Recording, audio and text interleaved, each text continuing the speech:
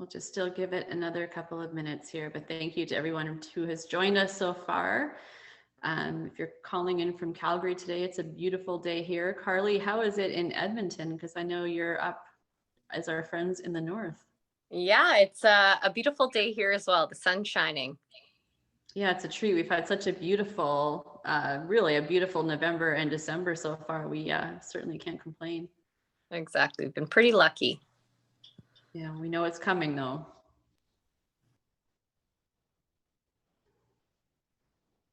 All right, at 11:33, I'm going to kick us all off here.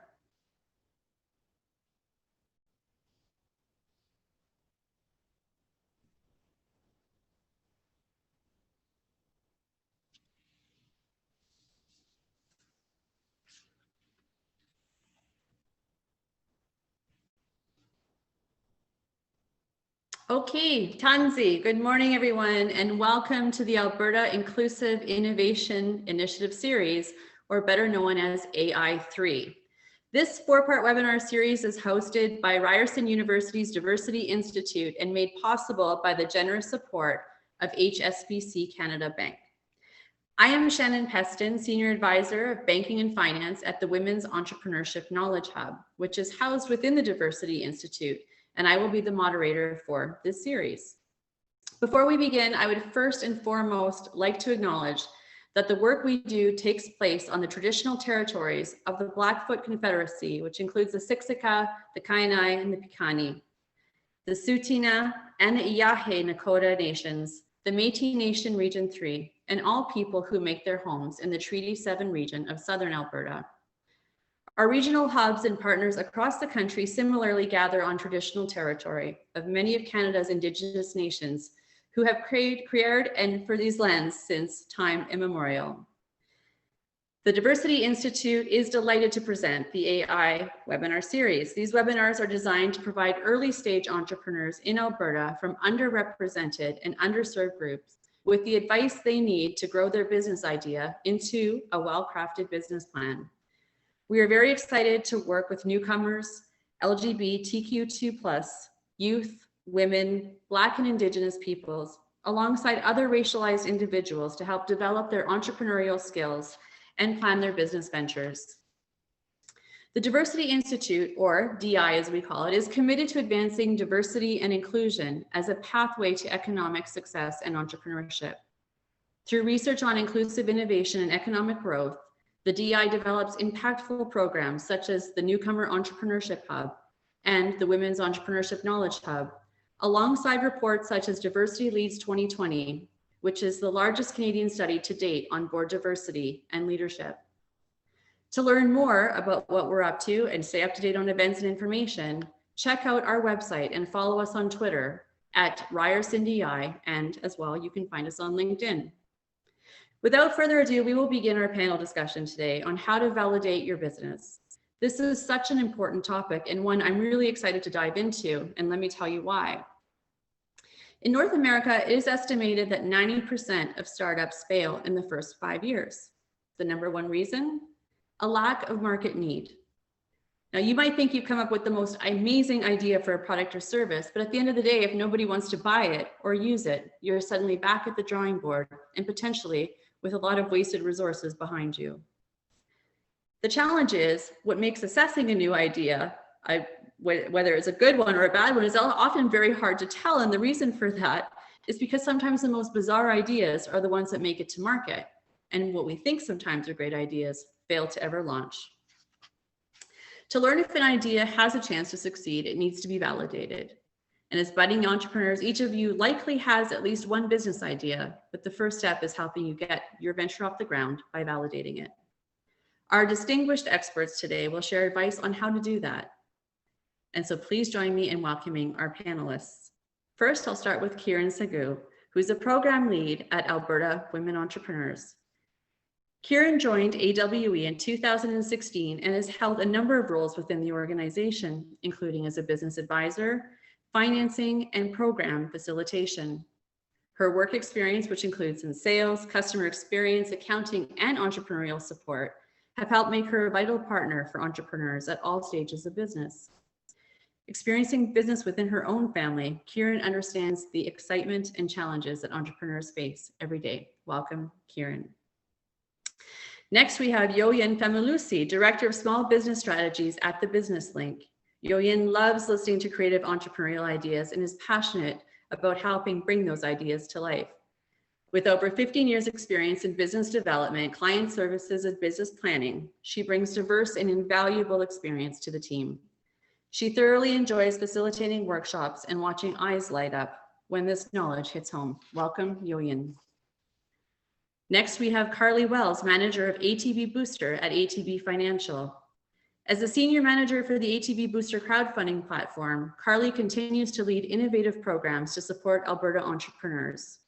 Through ATB Booster, which includes specialized programs such as ATB's Build Her Business program, which was the first crowdfunding designed specifically for women entrepreneurs.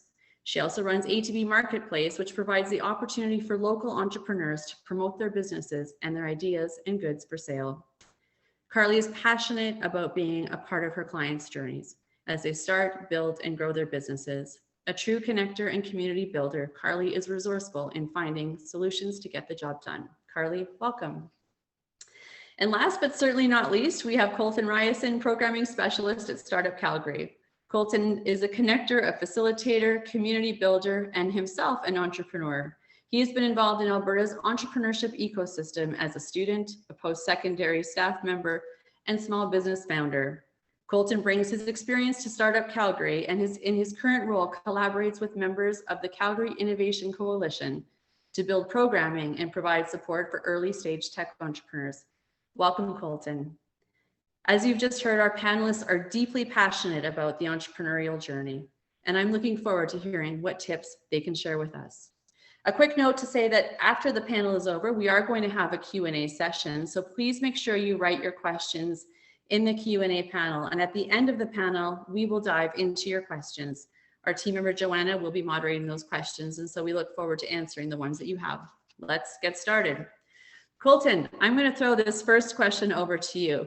And let's just talk overall, why is the validation process so critical to a new business idea? It's critical because I think you're doing a bunch of front-loaded work to save work for yourself later. It might not seem obvious at the beginning, but if you're able to validate early and talk to customers and get out of the building, you can save yourself a big headache down the road. You can save yourself money and time in a year or 6 months or 2 years, whenever that is, and potentially just save yourself a ton of headache going through the process. Yeah, for sure. And we just talked about too, I mean, if there's no market for your product, it's also, you want to know at this point in time. And so Yoyin, I'm going to throw the next question to you. But validating your idea means uncovering opportunities and also some blind spots in your ideas. So what are you hoping to learn as an entrepreneur through that process of validation? I'm going to throw a couple more questions on this one, but what types of information are you seeking as an entrepreneur while you're validating? And what types of questions should entrepreneurs be asking in this process, and to whom? Yeah, so I'll start with, what type of questions you should be asking, or what type of questions you should not be asking, right? And the question you don't want to be asking is, will you buy this? Because what you want to do is you want to ensure first and foremost that you understand what the problem is. So again, going back to what you said about what are you hoping to learn? You're hoping to learn if there is indeed a problem here. You want to find out as well if there is a market, and even if the product you have come up with is the right solution to the problem that you've identified. And in some cases as well, you also want to identify, yes, you've identified the problem, there is a market, there is a product, are customers willing to pay for that product, right? And like I said, the question you definitely do not want to be asking is, will you buy this? What you want to drill down is, you want to understand the psyche of your customer, those triggers and what makes them do what they do, what brings them to that buying point. Because more often than not, we are so in love with our own ideas, and I think it's called the innovator's bias. We're so in love with our own ideas and we think it's like the best thing since sliced bread that we don't take the time to actually listen to people. So I like what you said about taking the blinders off. And I think that's why some of us are so afraid to validate, because we're afraid our bubble is going to burst. And it's very hard to deliberately burst your own bubble. But like Colton said, that is what you need to do. So you save yourself lots of, you save yourself time, you save yourself money, you save yourself a lot of headache further down the line because you've done that homework ahead of time. And I also like to relate validation to market research. I'm not sure if people realize that when they are validating, what they're doing is market research. And what market research does, it helps you to dive in with your eyes open. Right? It's being a small business owner is rough enough. You definitely don't want to go into it with your eyes closed. So I would say you want to, again, find out if the problem you've identified is real, if there's a market for it, if the product you've created is the right fit, and if people are willing to pay for what you have to offer. I think there's some really valuable advice in there. And I think, to kind of summing it up is sometimes, as entrepreneurs, we have these awesome ideas. We think they're going to land and we do fall so in love with them. And I think that's part of, being an entrepreneur because you believe so wholeheartedly in what you're trying to solve. And the trick is to make sure that you're not solving for a problem that doesn't yet exist. So really being able to go to the market. One thing I wanted to follow up on is you talked about market research. Can you maybe talk about in the market research process, like what about the competitive environment in that? Because you're trying to find what's unique and how you're solving that problem. So maybe can you just go a little bit further about the role of doing a competitive analysis in this process as well? Yeah, so with market research, you're basically looking for information on three things. Your clients, and we focus a lot on that when we're talking about the problem and all of that. But there are two other areas that we really don't talk a lot of, and that is your competition and your industry, right? And competition is so important because yes, there might be a problem, but other people are solving it and there's just not enough space for you to solve it the same way. Or it could even help you identify, if you still want to solve the problem the same way, how do you differentiate yourself from like the noise? So if everybody else is doing it the same way, how do you take a look at what everybody else is doing and do something differently? And sometimes people will tell you, oh, my product is so niche, I don't have any competition. And we often tell clients that, no, you do have competition, because if it is a problem, and competition might not look the way you think it does, but the reality is that if it is a true problem, people are solving it somehow now, yes. Right? And it might not be the way your product solves it, but they're doing something, like they're getting by somehow, right? Before fizzy drinks came or something, we're adding sugar to water, making lemonade or something. People were meeting the need somehow. So when we're thinking competition, we need to look beyond immediate competition to, again, the life of the customer, the life of your potential clients, to say, how are they meeting this need right now, even if it's not the most ideal way?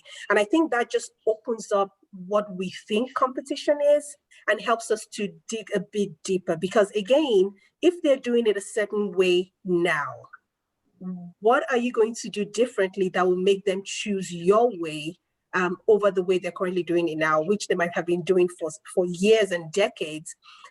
So what are you going to do to change their mind and help them see that what you have is easier, or whatever your unique proposition is?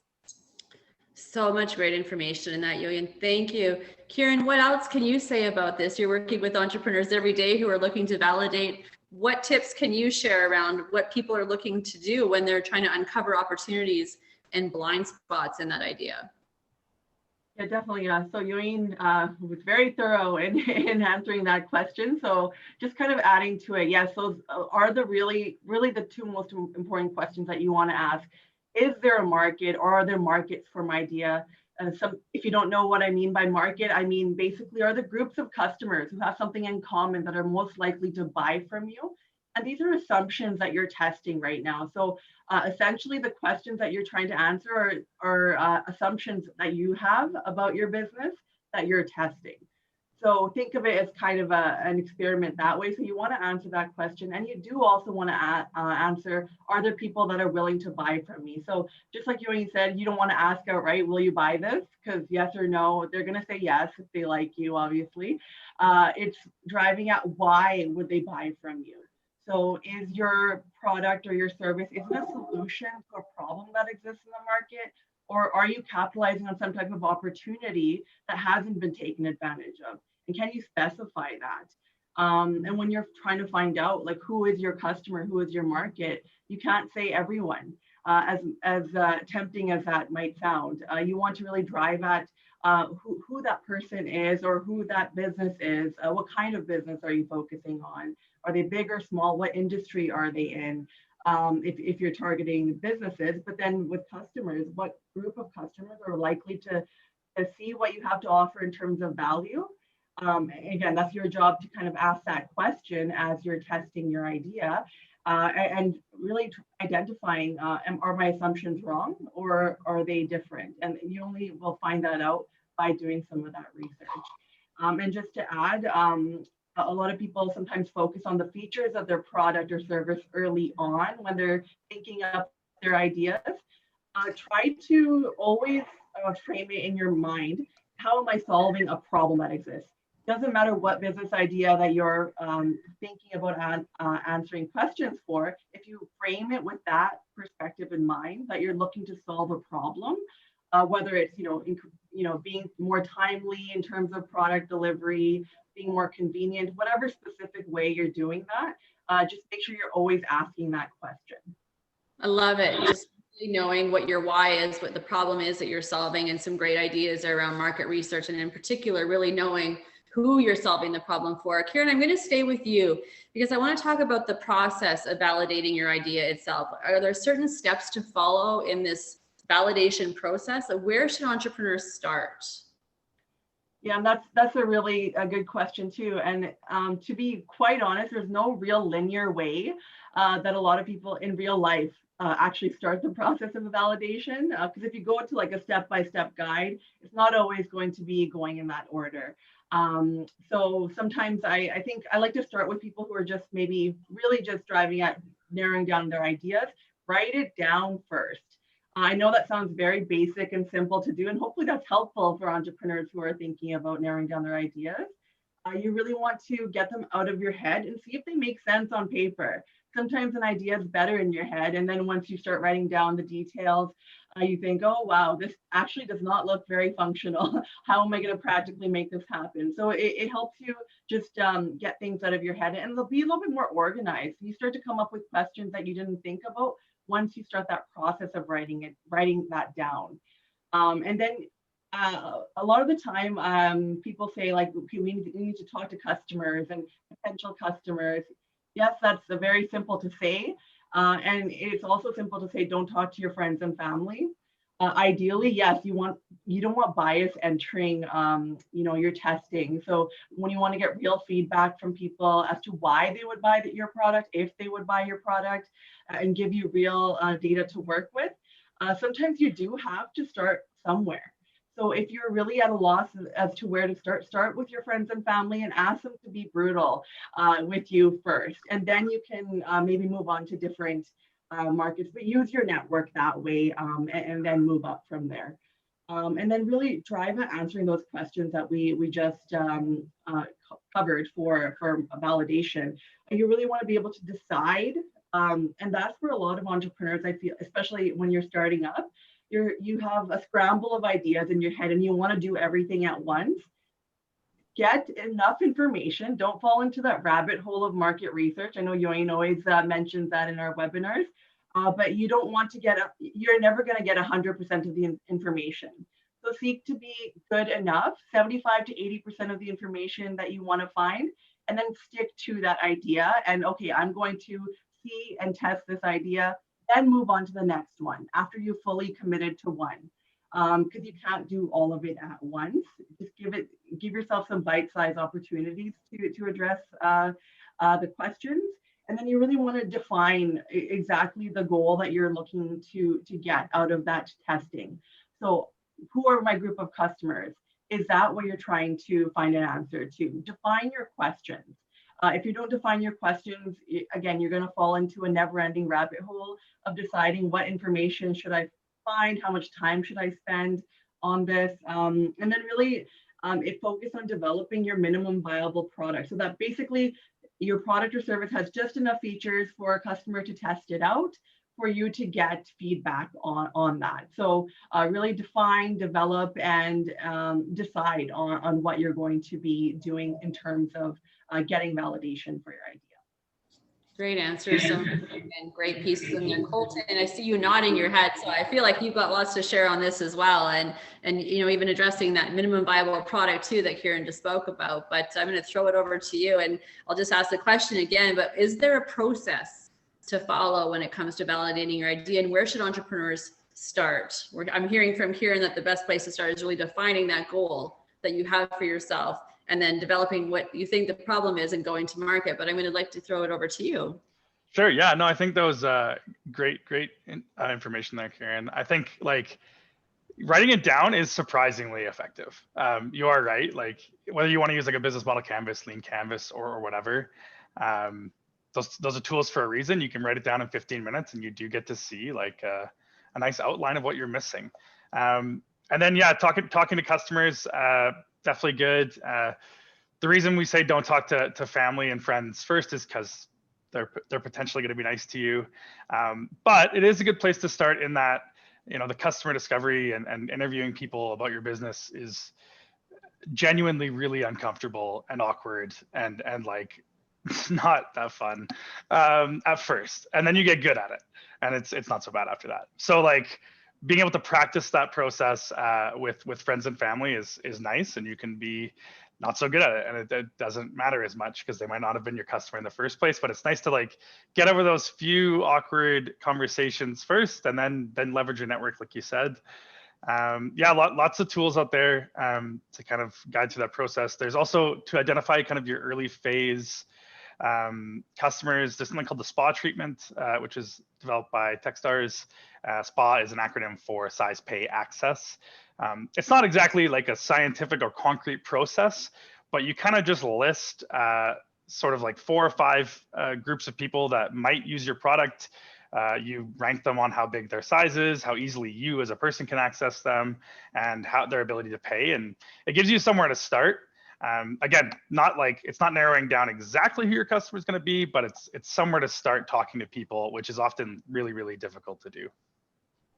Colton, can I throw you on the spot and just ask a little bit more about this notion of minimum viable product? Like, what does that mean to an entrepreneur when we'll often say, you know, just get to the basics of what you need, so you're not going too far, but help me understand what we mean when we say to entrepreneurs, minimum viable product. So MVP, or minimum viable product, has been this sort of like weird corporate appropriated word where it's been like really misunderstood. I would say the last few years as startup jargon bleeds into the rest of the world. So people in the startup tech community have kind of reworked that to be minimum viable experiment. And so the idea is you want either enough features or enough information, or you're designing some sort of experiment to validate portions of your business. And then if your validation is positive, then you can move on to something else. Or if it's negative, then you can, you know, rework that experiment. So it doesn't have to be a fully built product. It doesn't have to be an alpha or beta version. It can be, you know, like a splash page, or even there's like MVPs people have done. A really famous one is Zappos, which was one of the first companies to sell shoes online. Their MVP was a web page with a bunch of pictures of shoes. And what the founder did was just went to the mall and took pictures of shoes in Foot Locker, and then pretended that they had like a supply chain to manage that process. People bought shoes online. He would go to the mall, he would buy them and mail them to you. And so he was trying to validate that people would buy shoes online. So he just made it happen without actually developing anything or really having any real product. He just kind of had a hypothesis that this might work, and maybe people will buy stuff online, maybe they won't, I don't know, and designed an experiment to figure that out. Well, a true innovator there, and that is a great example to share. Carly, I'm going to ask you, I mean, you spend a lot of time working with entrepreneurs as well in this validation process, but what tips can you share to help entrepreneurs validate their idea? Yeah, I mean, I think I can just keep building off what both Kieran and Yoin said about making sure you're testing with lots of market research. I think that's the most important part of when you're really trying to validate that business idea, and really looking at those competitors that are in the similar industry or like Yoann said, like trying to solve that same problem. And the other thing too is really involving your right target audience, right? You really need to figure out who you're trying to speak to and who's going to buy in on this product. And once you figure those things out, everything will start to come together. And I think one thing I just want to add though, what's really important to help you stand out from the other competitors is really working and nailing down your value proposition. That's so incredibly important for you to have that. Like, that's where people are gonna relate to you more than another business. If you fall within their same beliefs and their same ideas there, that's really gonna help you be more successful. Thank you. Somebody mentioned the word feedback earlier. I think, Karen, it was you, but Colton, I just want to talk about the importance of feedback, because quite honestly, feedback can be hard. We talked earlier that, sometimes you don't want to go to your mom to be the first person to say, how do you like my product? Because chances are she's going to say, I love it, because she loves you.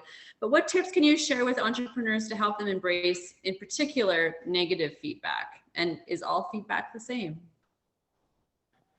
So negative feedback in like going through the customer discovery process is, as someone who's done it a few times, like it can be remarkably devastating when someone's like, I don't like that, like, or like they give you things you don't want to hear. It is not the most fun, for sure. However, there's a few things you can learn from that feedback. So either you're validating or not validating your idea, or perhaps this person just is not going to be an early adopter customer or someone who's going to be on board early. It helps you build your product. It's like if you were to pay a bunch of money and launch your product and then people said this feature sucks and you could add this. You're doing that really, but through interviews and in a free way. So negative feedback is valuable to help you improve. It's valuable to identify customers. It's valuable to help you identify who's not your customer. But yeah, it can be a tough exercise for sure. Not all feedback is the same. I would say, kind of going off what I was saying, people aren't necessarily your customer. A lot of people are going to give you feedback and they just weren't the right person to talk to. So their feedback is maybe relevant, maybe it's not, depending on who they are. Not that you should just blow off everyone's negative feedback and say, well, they're just not my customer, so it's fine. Yeah, and it's I think one of the mistakes I made early on when I ran my first business was you go through this validation process and I treat it as like a checkbox where I'm like, okay, well, I've talked to people and now I've talked to people, so like I've done that, check, good job me. But being able to like not bias your questions and being able to get that feedback and actually implement it and use it to iterate on different versions of your business model is really valuable. So really taking that feedback critically and putting into your businesses is really important.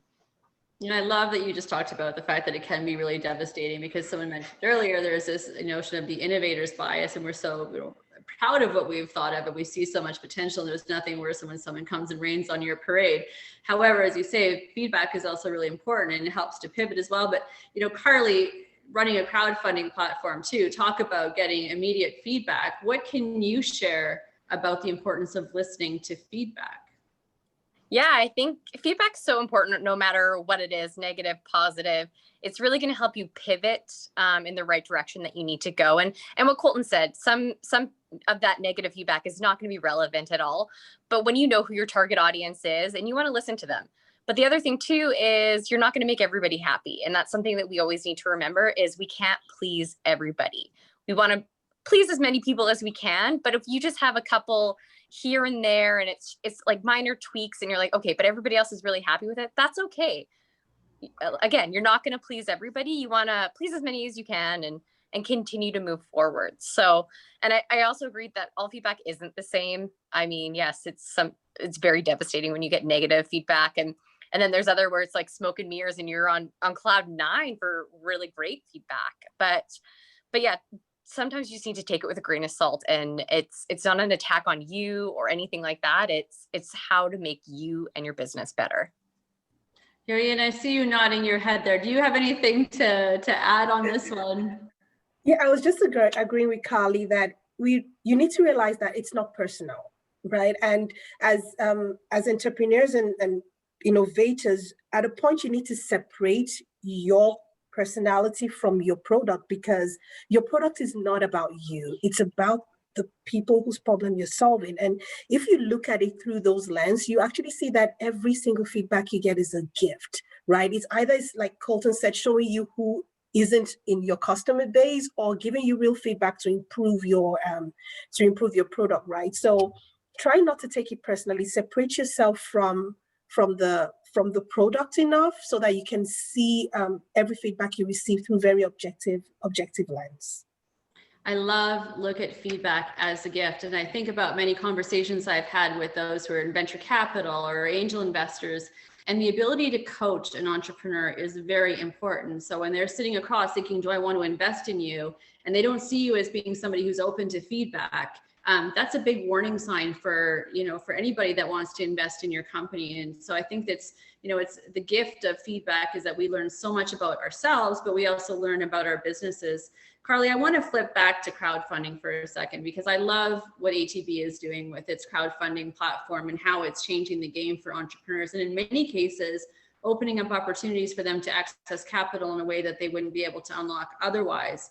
But can you tell us a little bit more just about what is rewards-based crowdfunding in your case, how it works, and how it can be used as a tool to help entrepreneurs validate their business? Yeah, of course. So rewards-based crowdfunding is a really great way to pre-sell a product, service, or an experience. So once you've done all your research, you know who your target audience is, you're ready to go, you can always launch a crowdfunding campaign. And then that's where you're really testing that product out with the market, right? So either you're going to sell things off the shelves or it's not going to move. And it's the best way for you to learn that way. And even during a crowdfunding campaign, it's your opportunity to tweak different things throughout a campaign, right? So say one product isn't moving and you're like, okay, let's adjust this. You can take that reward down and put up something else. And the other really great thing that we see with crowdfunding is a lot of people, before they even launch a crowdfunding campaign, go to their target audience and say, what would you like to see? Here's my product, but what do you want to see that's exclusive to you through this crowdfunding campaign, right? So again, it's very clear cut on whether a product's going to be good for the market or not if it's not selling. Yeah, you mentioned going to the market, and I guess you can probably test your pricing strategies there as well. So how would that link up to rewards? Yeah, so I mean, you can, when you do rewards-based crowdfunding, you're always setting each reward at a certain dollar value, right? And again, that could be something that you might hear feedback from somebody saying, I would have bought that, but it was way too expensive. Or if you're selling out of things really quickly, that tells you that maybe you can make that a little bit more expensive because you might be selling yourself short on that particular item. So yeah, it's really a great way to see if your pricing model works for you. Yeah, I love it. I think there's so much that we're learning about crowdfunding, and I love the fact that entrepreneurs can pivot on this. And I think I heard even a couple of years ago somebody raised $66,000 on the Booster platform, launching a product just to see if it was going to be viable in the market. So, and the great part about it is there's no debt repayment as part of that, and you're also not giving up equity in your company. So, so thank you. Some really great tips there. And speaking of resources like crowdfunding, Kieran, you'll see a ton of resources out there, AWE being one of them. What resources, what books, what tools or models can you suggest that entrepreneurs can help, or that they can access to help them validate their idea or their product?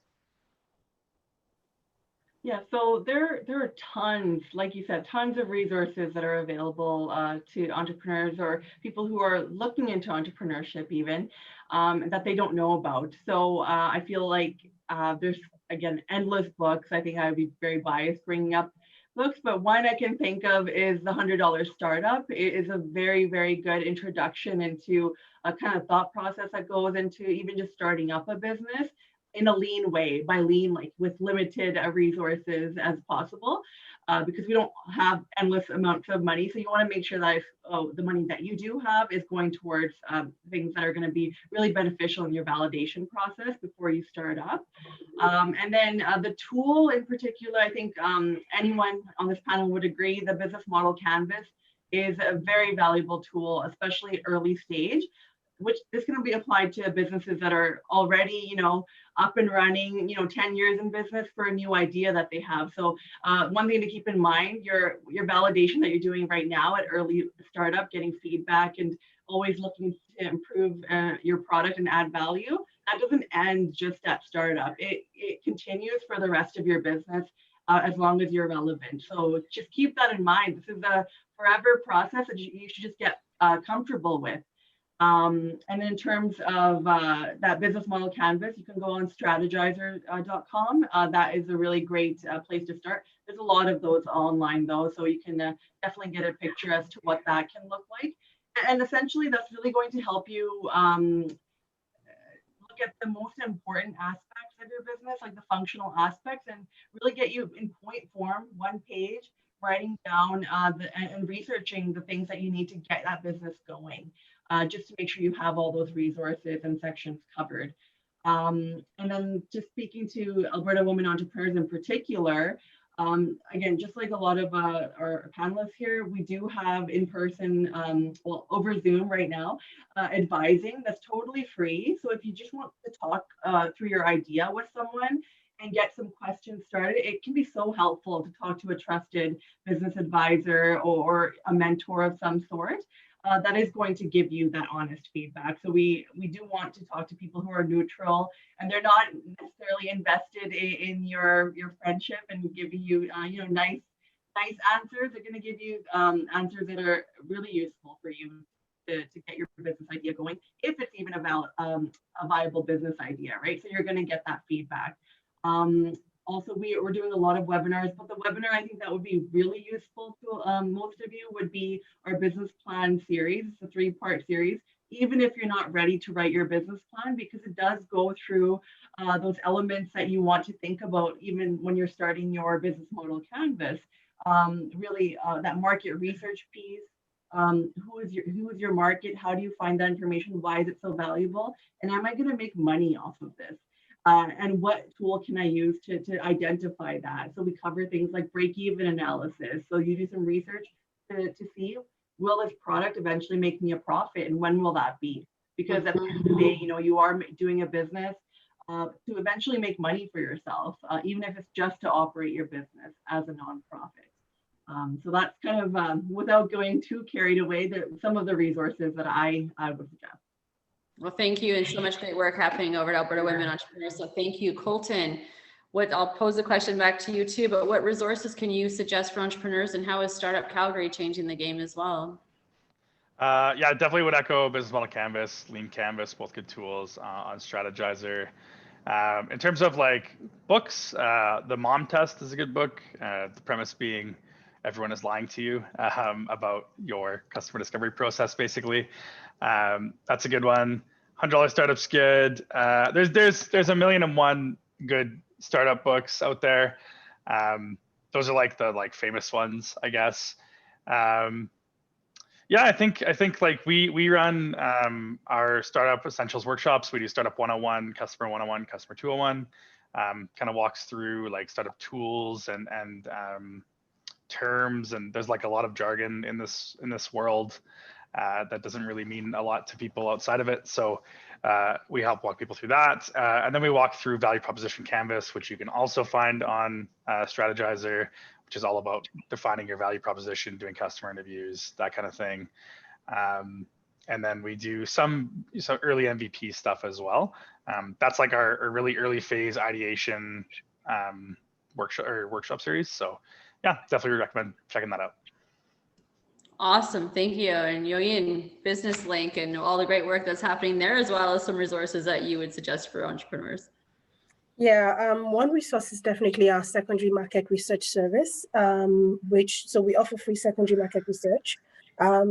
But we can do your primary market research for you that you're going to have to do yourself. But we have really great secondary market research. So that's definitely one resource that you guys should check out on our website, businesslink.ca.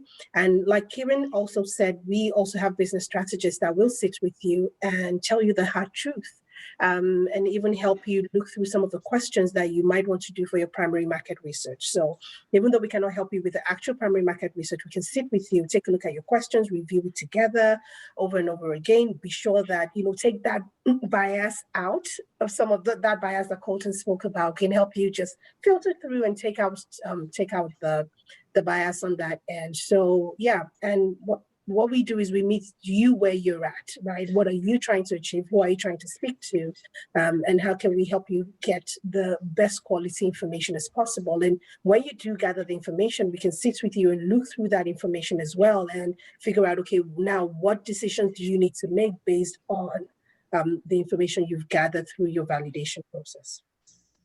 Thank you so much. And Carly, I'm going to throw it back over to you to talk about ATB and the resources that you have, as well as some of your favorite resources to share with us. Yeah.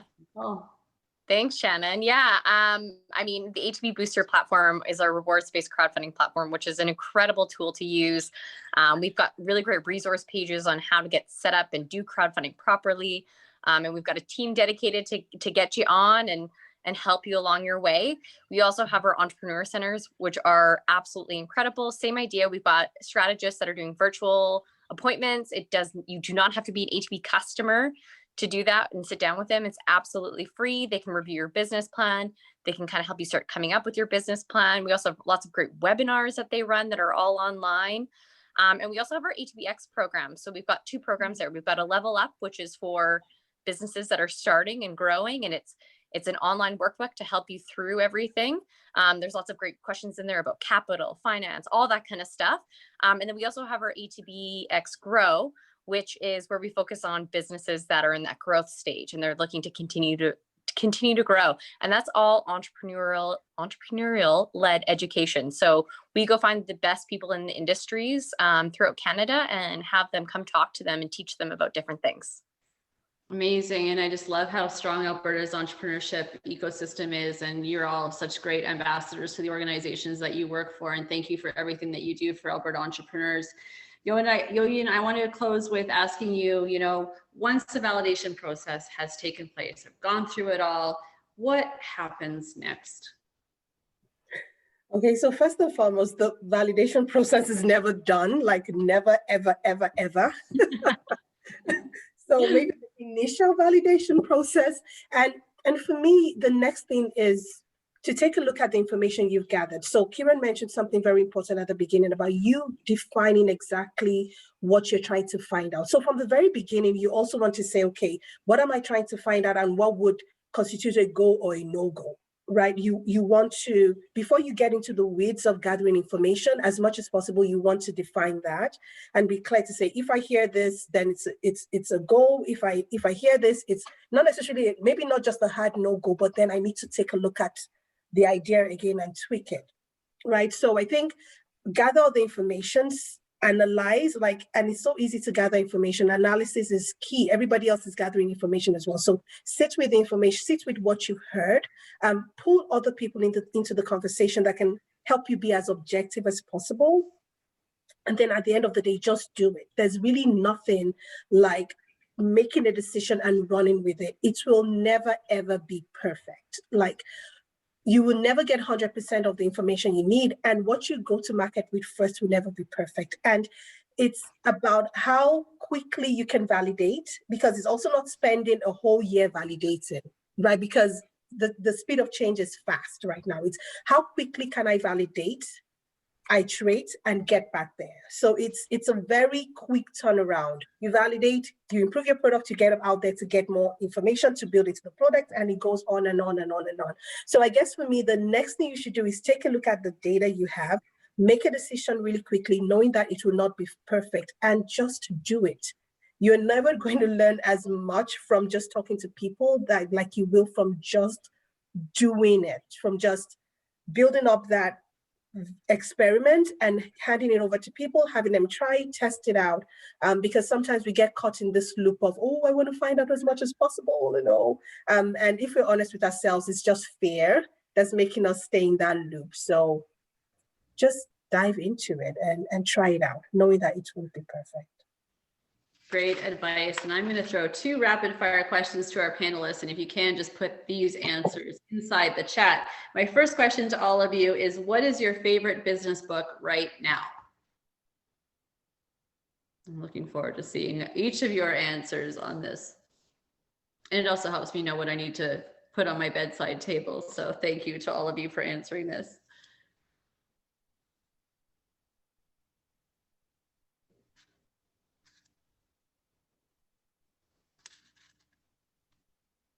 guys either have really, really long titles. Oh, the Startup Community Way. Okay, awesome. Thank you, Colton. Everything I Need to Know Business I learned from Kate. I just got that book actually last week, so thank you for that one. Podcast. Oh, great. Podcast too. It don't have to be books. So thank you for throwing that in there, Yoyin. And my second question is, what is your favorite quote on entrepreneurship? Let's leave these entrepreneurs with some inspiration as we leave. You know, in closing to everyone, I just want to really sincerely thank Carly, Kieran, Yoyin, and Colton for all the great advice that you have given today. And one of the things that I think my takeaway is it will never be perfect. And Winston Churchill once said, perfection is the enemy of progress. And sometimes it's just worth getting out there and trying. It doesn't need to be perfect. That's what life is all about. It's about pivoting and getting to the right solution. And it's a learning process. So thank you. I want to, at this point in time, welcome our groups to kind of come into the chat and see what questions we have. And as we are at the end of the webinar, I really do want to thank everyone for tuning in, but let's get to some of the audience questions. And Joanna, I'm going to throw it over to you.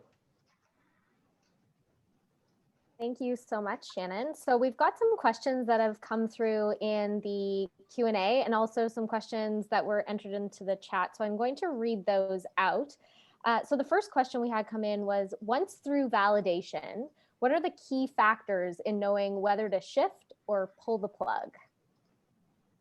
Ooh, who wants to take this one? Colton, I'm going to throw it to you. All right. That is a tough one.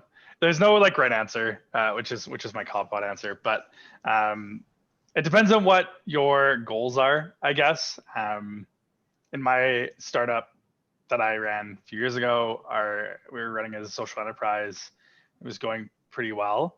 But then when we kind of like launched, we weren't getting the impact we wanted. And that was our goal, was to create as much impact as possible. So we walked away and just pulled the plug because it just wasn't what we wanted. And it's too much work to like not get what your goals are out of it or get what you want out of it.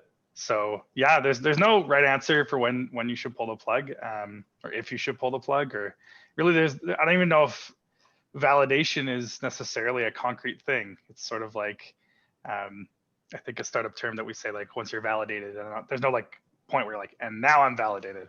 Doesn't happen.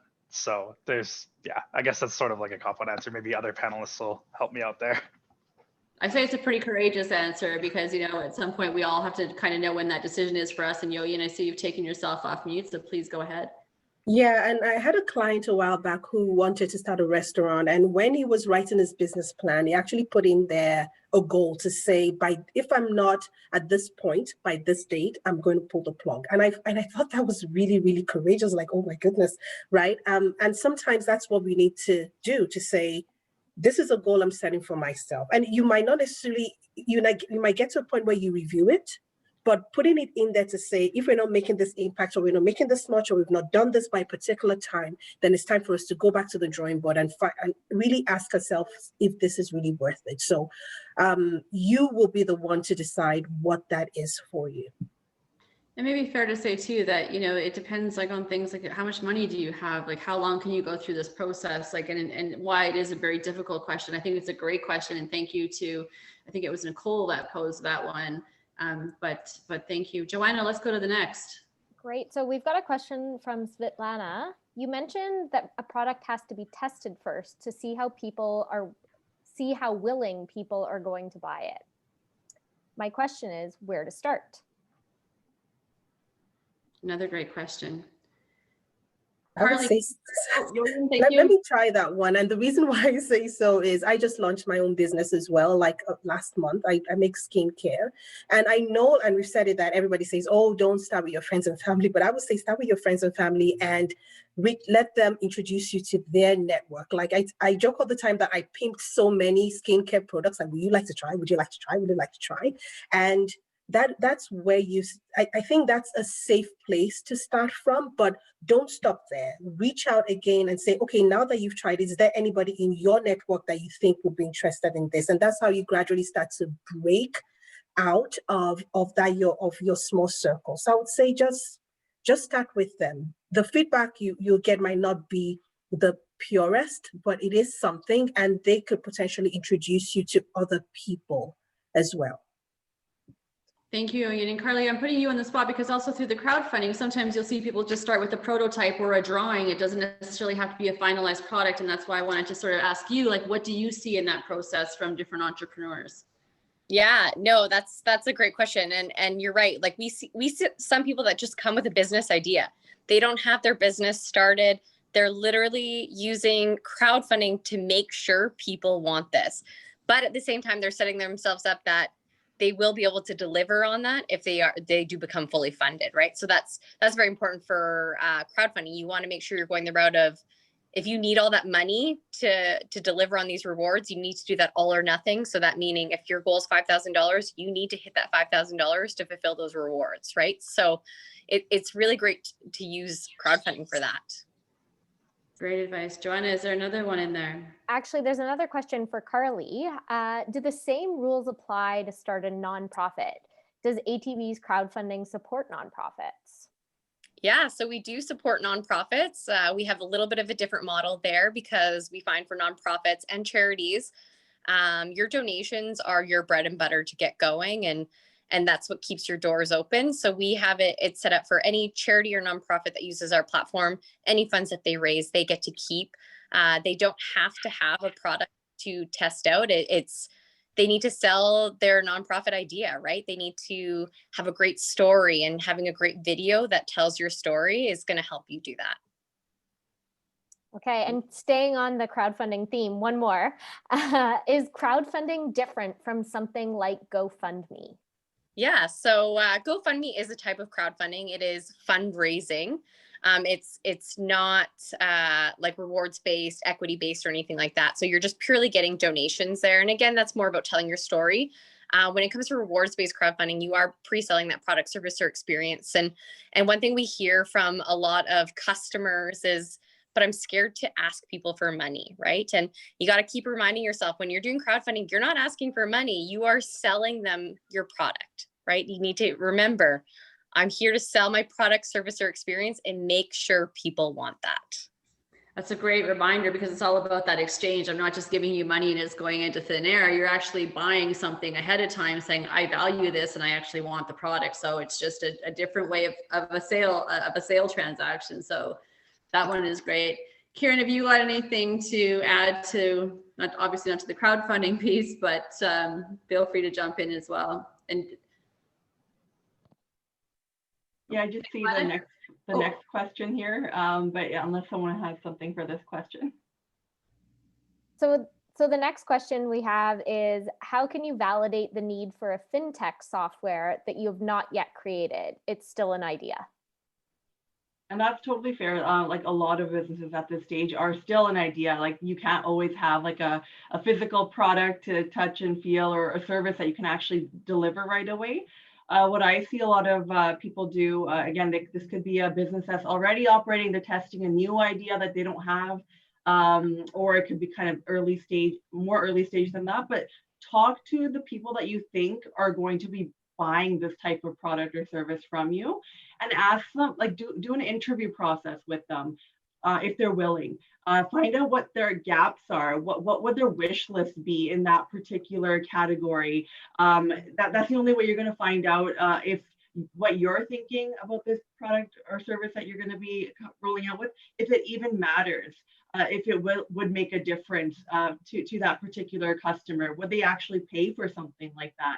This is your opportunity to really drive down at what gaps can be addressed, because not only will that let you know what gaps are out there for these customers, maybe you can better your product or service features to meet those gaps, because that's really, you're really trying to be aligned and on level with that customer or that potential customer, versus just assuming what they need and pushing your product or service onto them. Colton, maybe can I ask to jump like a lead on question to this one too, or an add-on question? What about the role of accelerators and incubators in Calgary? Are there some that you recommend? I think about Rainforest, Alberta, and I think about all the great work that they're doing there to help some like companies like the fintechs that are, have an idea and wanting to go through that process. But can you speak to some of the accelerators or the incubators? Yeah, Junction from Platform Calgary is a very good accelerator program in Calgary. Lots of the Junction cohort, it's very well connected. Afterwards, the advisors of Platform Calgary are fantastic at what they do. And then a lot of those companies come straight to something like Launch Party, which isn't strictly an accelerator program or anything like that, but it's a giant exposure opportunity. You know, an accelerator is designed to help you work on your business, basically. You know, you want to be spending more time, and it gives you exposure to investors and kind of the people who can help you build your business. So lots of value there. The Accelerator is called, the Accelerator, is another like good early phase accelerator in Calgary. There's lots of other ones. There's lots of international. Techstars is a good one internationally. Tough to get in, but it's a good one. They're great, maybe opportunity just to start Googling some of the accelerator and incubator programs that are happening in your area. And if you wanted to go wider as well. And like Colton said, you'll find often that these incubators and accelerators might even actually have funding at the end of it. And if they don't, they also have the access to different investors in that area. And Yoyin, just to kind of circle back, friends and family money is very important. And most businesses do start with friends and family money. And helping and asking people to say, please connect me to your networks is really important. I do want to thank all of you. We are almost at time. Joanna, do we have one more question that we can fit in? Let's just ask one more question here. What is the biggest obstacle to getting funding for one's business idea? Ooh, great question. What is the biggest obstacle for getting funding for one's business idea? Who wants to take this one? I have some tips for this piece. I think one of the obstacles is one, not believing in yourself and not having, again, back to that great value proposition or a great pitch. I see Craig Elias on here, and we've used him numerous times for pitch events. And you really need to nail down that pitch to potential investors, for your bank, whomever you're hoping to get financing from. That's one of the big obstacles that we see, is that people don't believe in the product. I would say like it's not necessarily like a barrier to getting funding, but a lot of people try and raise too early. So you might think you're not like fundable, but actually you just you're not fundable yet, potentially. So people try like, I need money to do this, and you probably don't. So that's a big thing we see.